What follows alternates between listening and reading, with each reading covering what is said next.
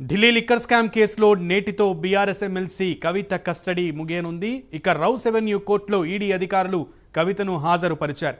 కవిత వేసిన bail petition కూడా ఇక విచారణకు రానుంది.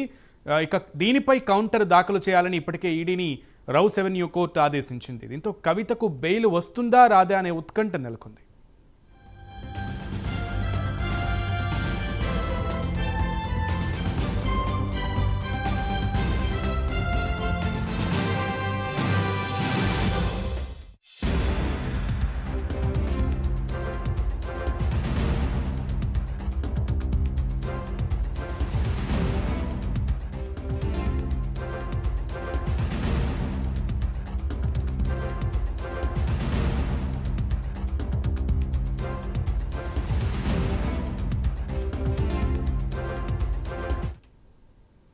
ఢిల్లీ లిక్కర్ స్కామ్ కేసులో ఎమ్మెల్సీ కవితను రౌస్ అవెన్యూ కోర్టులో ఈడీ అధికారులు హాజరుపరిచారు. ఇక ఇరుపక్షాల వాదనలు కూడా కొనసాగుతున్నాయి. కవితను ఈడీ అధికారులు కోర్టులో హాజరుపరిచారు.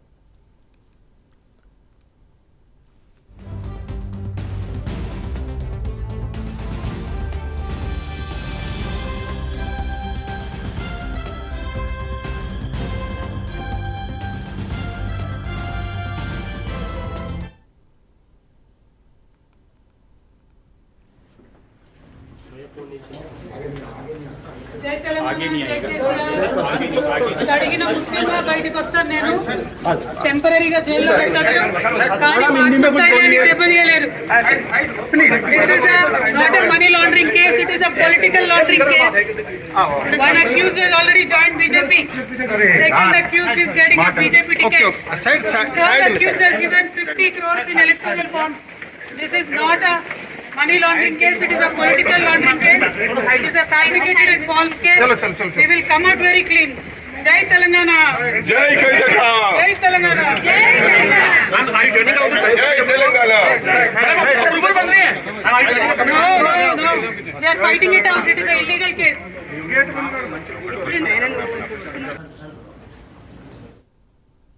కడిగిన ముత్యంలా బయటకు వస్తానని ఎమ్మెల్సీ కవిత అన్నారు. తాత్కాలికంగా జైల్లో పెడతారని, తమ ఆత్మస్థైర్యాన్ని దెబ్బతీయలేరని అన్నారు. ఇది తప్పుడు కేసు, రాజకీయ కుట్ర అని కవిత చెప్పారు. ఇది మనీ లాండరింగ్ కేసు కాదని, పొలిటికల్ లాండరింగ్ కేసులా కనిపిస్తోందని మండిపడ్డారు కవిత. One accused has already joined BJP. Second accused is getting a BJP ticket. Third accused has given 50 crores in electoral bonds. This is not a money laundering case, it is a political laundering case. It is a fabricated and false case. We will come out very clean. Jai Telangana. Jai Karnataka. Jai Telangana. Jai Telangana. Are you turning out the Jai Telangana? No. They are fighting it out. It is an illegal case. ఇది money laundering కేసులాగా కాదు, political laundering కేసులా కనిపిస్తోందని, తనపై రాజకీయ కుట్రలో భాగంగానే ఇటువంటి case పెట్టారని చెప్పి కవిత అనడం మనం చూసాం. కడిగిన ముత్యంలా బయటకు వస్తానంటూ కూడా కవిత చెప్తోంది. ప్రస్తుతం కోర్టులో అయితే వాదనలు కొనసాగుతున్నట్లుగా తెలుస్తున్నాయి. లేటెస్ట్ అప్డేట్స్ మా ప్రతినిధి కుమార్ లైవ్ ద్వారా అందిస్తారు. Kumar. Thank you Sunil. Delhi liquor స్కామ్కి సంబంధించి ఈరోజు రౌస్ అవెన్యూ కోర్టులోని కవిత కస్టడీపై విచారణ అయితే జరుగుతుంది. ఇప్పటికే 10 రోజులు ఈడీ అధికారులు కవితని కస్టడీ కోరుతూ కూడా ఇప్పటికే 10 రోజులు విచారించారు. మరొకసారి అంటే నిన్నటితో కవితకు సంబంధించి ఈడీ కస్టడీ అయితే ముగిసింది. ప్రస్తుతం ఈరోజు ఉదయం కూడా కవితను రౌస్ అవెన్యూ కోర్టులో అయితే హాజరుపరిచారు.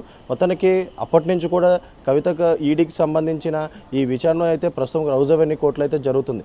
మొత్తానికి ఇప్పుడు కవితకి బెయిల్ వస్తుందా లేదా ఏదైతే జ్యుడిషియల్ కస్టడీ ఇస్తారా లేదంటే ఈడీ కస్టడీ ఇస్తారా, ప్రస్తుతం దీనిపై ఉత్కంఠ నెలకొంటుంది. మొత్తానికి కవిత కూడా తను కడిగిన ముత్యంలా బయటకు వస్తున్నట్టు కూడా కవిత అయితే చెప్తున్నారు. అలాగే మరో పక్క ఇది మనీ లాండరింగ్ కాదు, పొలిటికల్ లాండరింగ్ కేసు అంటూ కూడా కవిత అయితే వ్యాఖ్యానించారు. మొత్తానికి ఏదైతే ఢిల్లీ లిక్కర్ స్కామ్కి సంబంధించి ఇప్పటికే ఢిల్లీ సీఎం అరవింద్ కేజ్రీవాల్ను కూడా అరెస్ట్ చేశారు. అలాగే కవితను కూడా ఈ నెల 15వ తారీఖున అరెస్ట్ చేసిన తర్వాత 16వ తారీఖుని ఏదైతే రౌస్ అవెన్యూ కోర్టులో హాజరుపరిచారు. రౌస్ అవెన్యూ కోర్టులో హాజరుపరిచిన తర్వాత 7 రోజులు కస్టడీ కోరుతూ కూడా ఈడీ పిటిషన్ వేయడంతో కోర్టు కూడా 7 రోజులు కస్టడీ విధించింది. ఈ 7 రోజులు కూడా కవితను పూర్తిగా విచారించారు. ఈ విచారణలో కూడా కవిత సరిగా సహకరించలేదంటూ కూడా ఈడీ అధికారులు చెప్తున్నారు. అలాగే మరొకసారి ఏదైతే 7 రోజులు కస్టడీ తదనంతరం కూడా మళ్ళీ కోర్టులో హాజరుపరిచి మరొక 3 రోజులు కూడా ఈడీ కస్టడీ అయితే తీసుకున్నారు. ప్రస్తుతం ఈ 3 రోజుల ఈడీ కస్టడీ కూడా నిన్నటితో ముగిసింది. ఈ రోజు ఉదయం రౌజ్ అవెన్యూ కోర్టులో అయితే హాజరుపరిచారు. ప్రస్తుతం వీటిపై వాదనలు అయితే వినిపిస్తున్నారు. ఏదైతే ముందుగా మనం చూసుకున్నట్టయితే కవిత కూడా ఒక బెయిల్ పిటిషన్ అయితే కోర్టు కొట్టేసింది. మరొక బెయిల్ పిటిషన్ వేయడం జరిగింది. అది కూడా ఈరోజు రౌజ్ అవెన్యూ కోర్టులోని విచారణ జరగనుంది.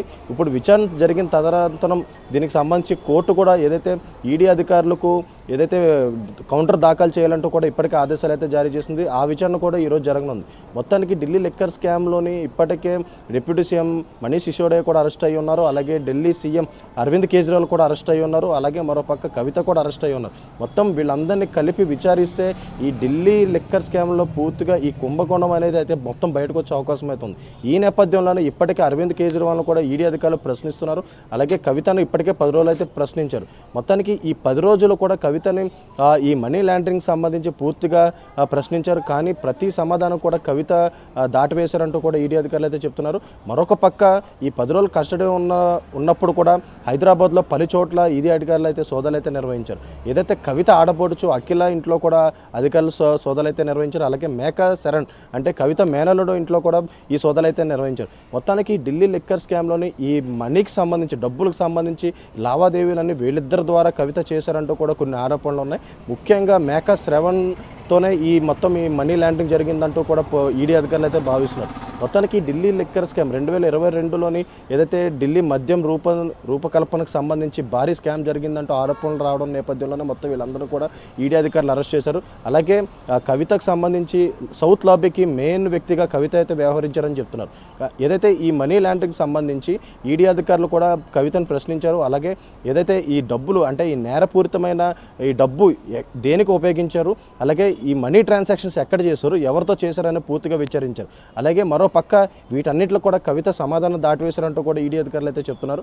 అలాగే ఈ మొత్తానికి ఢిల్లీ లిక్కర్ స్కామ్ మొదలైనప్పుడు కాడి నుంచి ముఖ్యంగా ఈ ఫోన్ సంభాషణలు అయితే కీలకంగా మారాయి. మొత్తానికి అప్పటి ఈ ఢిల్లీ మద్యం రూపకల్పనలో ఈ ఫోన్లు వాడిన ఫోన్లు ప్రతి ఒక్కరు ధ్వంసం చేశారంటూ కూడా ఈడీ అధికారులు అయితే చెప్తున్నారు. అలాగే ఆ ధ్వంసం చేసిన తర్వాత కొత్త ఫోన్లు కొత్త ల్యాప్టాప్లు వాడారని చెప్తున్నారు. అలాగే మొత్తానికి కవిత కూడా సుమారు 16 ఫోన్లు వాడినట్లు కూడా ఈడీ అధికారులు అయితే గుర్తించారు. వీటన్నిటిలో కూడా ధ్వంసం చేసి వీటి ప్లేస్లో మరొక ఫోన్లు ఇచ్చారంటూ కూడా చెప్తున్నారు. ఇప్పటికే వీళ్ళ ముగ్గురు ఫోన్లు కూడా ఏదైతే అధికారులు స్వాధీనం చేసుకున్నారో దీనిపై కూడా ఆ ఫోన్లో ఉన్న డేటా కూడా రికవర్ చేసినట్లు కూడా తెలుస్తుంది. మొత్తానికి ఏదైతే కొంతమంది ఎప్రూవర్గా కూడా మారారు. ఈ ఢిల్లీ లిక్కర్ స్కామ్ చూసుకున్నట్టయితే కొంతమంది కూడా ఎప్రూవర్గా మారిన నేపథ్యంలోనే వాళ్ళు ఇచ్చిన స్టేట్మెంట్ ప్రకారం కవిత ముందు పెట్టి దీనిపై ప్రశ్నలు అయితే అడిగారు. కానీ వీటన్నిటిలో కూడా కవిత మాట దాటారంటూ కూడా ఈడీ అధికారులు అయితే చెప్తున్నారు. ప్రస్తుతం ఏదైతే రౌజ్ అవెన్యూ కోర్టులో ఈ విచారణ అయితే కొనసాగుతుంది. ఈరోజు ఒక బిగ్ డే అనే చెప్పొచ్చు. ఎందుకంటే కవితకి ఈరోజు బెయిల్ లభిస్తుందా, లేదంటే జ్యుడిషియల్ రిమాండ్ లభిస్తుందా, లేదంటే మళ్ళీ ఈడీ కస్టడీకి ఇచ్చే అవకాశం ఉందా? ఇప్పటికే అరవింద్ కేజ్రీవాల్ను కూడా ఈడీ అధికారులు ప్రశ్నిస్తున్నారు. ఈ ఢిల్లీ లిక్కర్ స్కామ్లో సుమారు 170 ఫోన్లు వాడినట్లు కూడా అధికారులు అయితే గుర్తించారు. మరొక పక్కన ఇప్పటికీ ఢిల్లీ ఏదైతే అరవింద్ కేజ్రీవాల్ సంబంధించిన ఒక ఫోన్ అయితే మిస్ అయిందంటూ కూడా అధికారులు అయితే చెప్తున్నారు. మొత్తం 171 ఫోన్లు ఈ ఢిల్లీ లిక్కర్ స్కామ్లో వాడినట్లయితే తెలుస్తుంది. మొత్తానికి ఇందులోని సుమారు 17 ఫోన్లు అయితే రికవరీ చేశారు. దాంట్లో ఉన్న డేటా కూడా రికవరీ చేశారు. అలాగే మరోపక్క కవితకు సంబంధించిన కూడా ఫోన్లు సీజ్ చేశారు. అలాగే దీంట్లో డేటా కూడా రికవరీ చేశారు. మొత్తానికి ఈ ఢిల్లీ లిక్కర్ స్కామ్ సంబంధించి తెలంగాణ కూడా ఏదైతే సౌత్ లాబీకి సంబంధించి కవిత కీలకంగా వ్యవహరించిన నేపథ్యంలోనే కవితను అరెస్ట్ చేశారు. కవితను అరెస్ట్ చేసిన ఏదైతే పద్ధతిలోనే ఏదైతే అరవింద్ కేజ్రీవాల్ కూడా అరెస్ట్ చేశారు. మొత్తానికి ఇప్పుడు మనీష్ సిసోడియా, కవిత, అలాగే ఏదైతే ఢిల్లీ సీఎం అరవింద్ కేజ్రీవాల్ వీళ్ళందరూ కూడా ఇప్పుడు ప్రస్తుతం ఢిల్లీ కస్టడీలో అయితే ఉన్నారు. ప్రస్తుతం వీళ్ళందరినీ కలిపి విచారిస్తే ఇంకా ఈ ఢిల్లీ లిక్కర్ స్కామ్లో ఇంకా ఎంత కుంభకోణం జరిగింది, ఇంకా ముఖ్య పాత్రలు ఎవరైనా ఉన్నారా అనేది అయితే బయటకు వచ్చే అవకాశం అయితే ఉంది. Sunil. Right Kumar, thank you.